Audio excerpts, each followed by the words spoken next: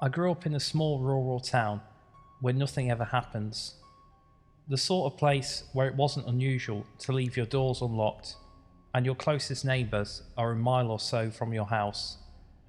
Our family also had this old cat called Tag, who was a bit of a character, but we loved him. One summer, when I was around 15 years old, the cat starts going ballistic. Tag generally slept in my room, curled up next to me, until I fell asleep.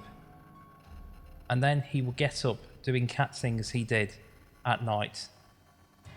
Occasionally he would meow or try and wake me up on unfortunate nights when he could see the bottom of his food bowl. Usually if I ignored him, he would give up or go and try and wake up Mum instead. However, this night he scratches and jumps against my parents' bedroom door until he gets in and is meowing loud enough to wake us up.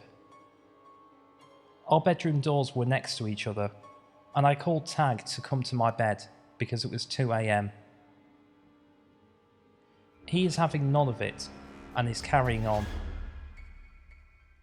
My mum gets up, goes down to the kitchen, and comes back to bed with Tag still meowing. She said his bowl had plenty of food. Tag was an indoor-outdoor cat, but he had his own cat door through the garage, so there was no need for one of us to let him out. My mum said my brother must have left the kitchen door open and just the screen door was shut, but she wasn't holding it open forever for the cat to just stand there and not go out. She shut the kitchen door and went back to sleep, firmly shutting her bedroom door, so this time Tag couldn't let himself back into their room. I always kept treats for him in my room and offered him one, but he was still meowing at their door, trying to get them up. I grabbed him and took him into my room. I shut my door to try and get him to sleep. I lay in my bed, trying to go back to sleep, but Tag is still unsettled, meowing at the door. I finally open my door and he bolts back downstairs towards the kitchen, and that's when I heard what sounded like a door slamming.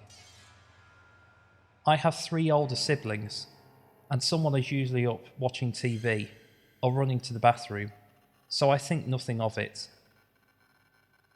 The cat finally returns back into my room, but instead of curling up in my armpit like usual, he sat at the bottom of my bed, staring at the door. I fell asleep until morning, when some commotion wakes me up, and I go down to the kitchen to find my parents on the phone with the police.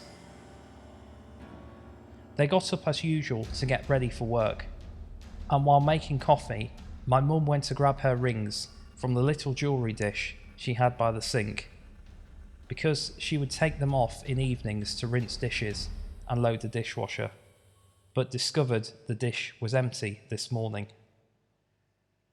It's a small town, so the sheriff sends a deputy over, and when my dad walks out to meet them, he sees the ATV is missing.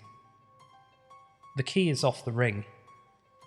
Both my brothers are all up at this point too, and we are all freaked out that while we were sleeping, some robber came in, removed the ATV key, and saw an opportunity to take my mum's rings. They were asking if we had any clue when it happened, and my parents said no.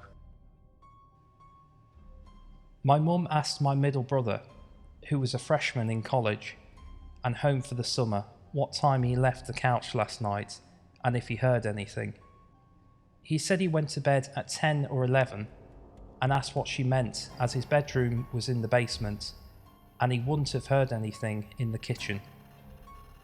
She said he was in the living room when my mum went to feed the cat and shut the door. She saw the door was open and she told him not to sleep on my couch and to go to your bed as my mum went back upstairs. He told Mum he was in the basement since dinner and never went out or came upstairs again.